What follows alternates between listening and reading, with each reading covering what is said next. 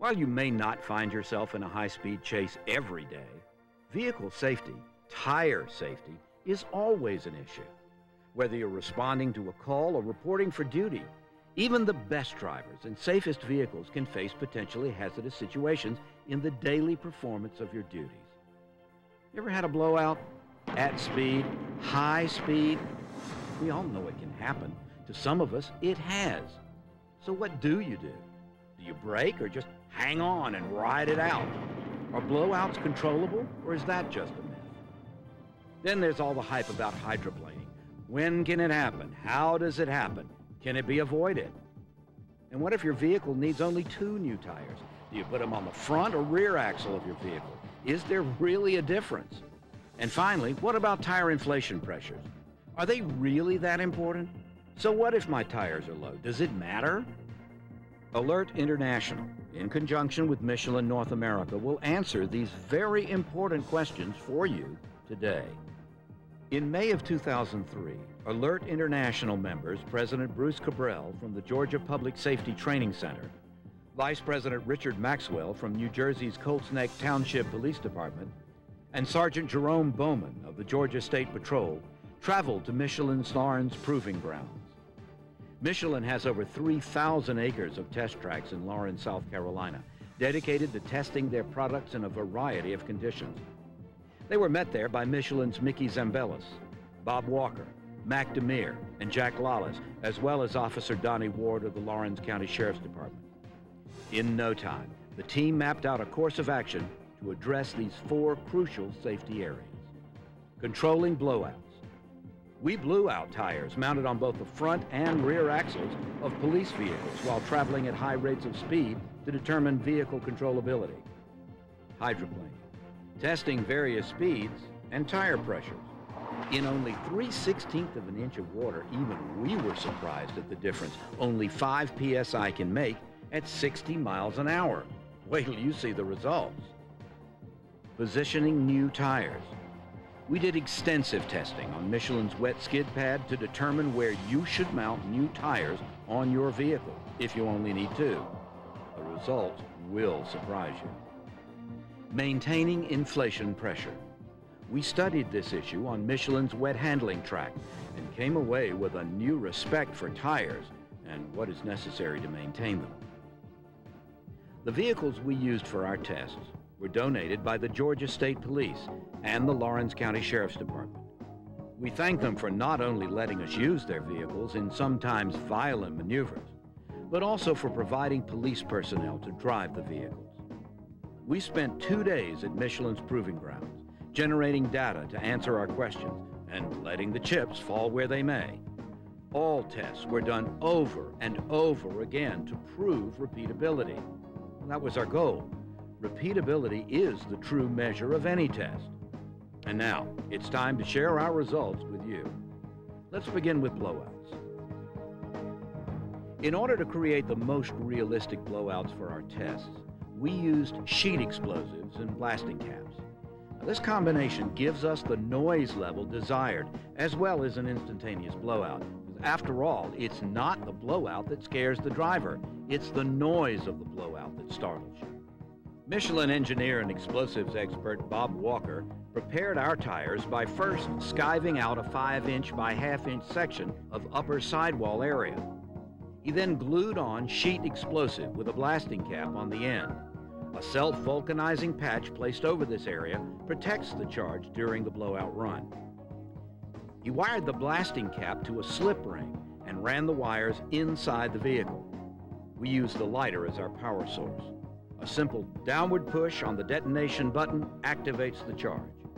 The beauty of this system is we can blow out the charged tire or tires at any time during the run, in the straightaway or in the curve.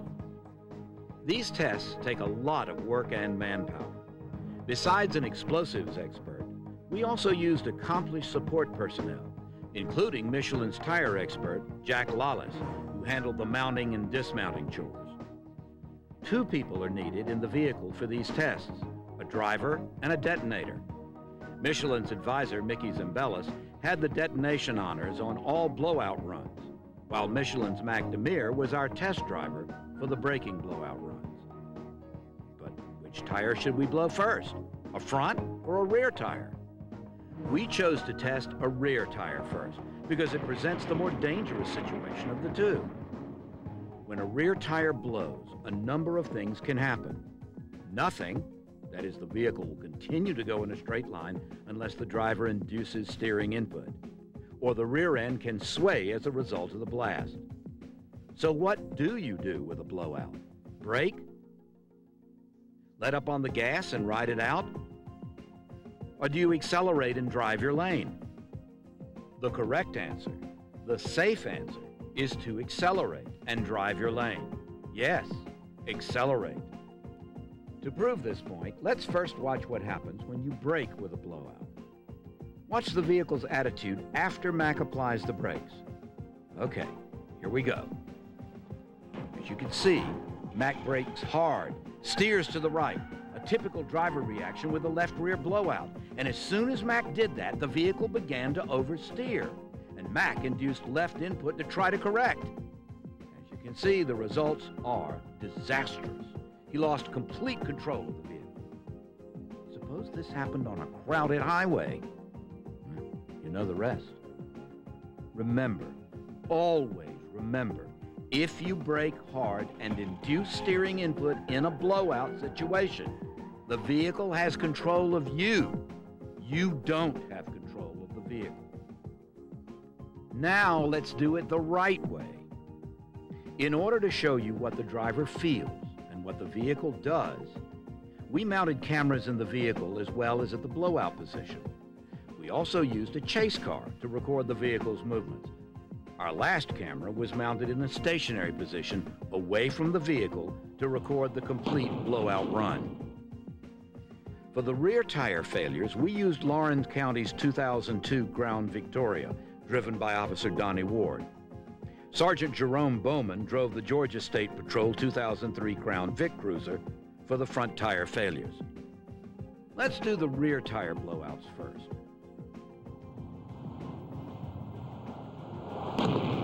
As you can see, when Officer Ward continued to steer straight ahead while stepping on the accelerator, the vehicle continued in a straight line. In fact, there was no movement of the steering wheel at all immediately after the blowout.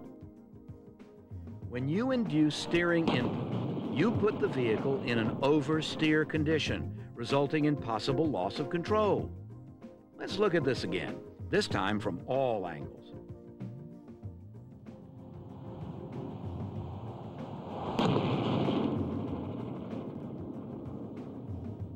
Remember, most blowouts are non-events unless you, the driver, turn it into an event by doing the wrong thing. Now it's time for the front tire blowouts. Sergeant Bowman used the same procedure as Officer Ward. Steer straight and accelerate. However, a front axle blowout is a bit more exciting than rears. For the most part, you do not induce any type of steering correction on a rear tire blowout. Not so with front tire blowouts. Once the front tire goes down, the vehicle will automatically want to change direction and pull to the side of the blowout. The driver must compensate for this new side force and induce steering correction. However, not much correction is needed. While you are making this correction, accelerate and maintain direction until you determine when and where to pull over. Let's see if we're right. Here we go. In this demonstration, we are blowing the left front tire. As you can see, Sergeant Bowman needed some steering correction to the right, but not that much. He easily got the vehicle under his control and came to a safe stop. Let's look at it again from all angles.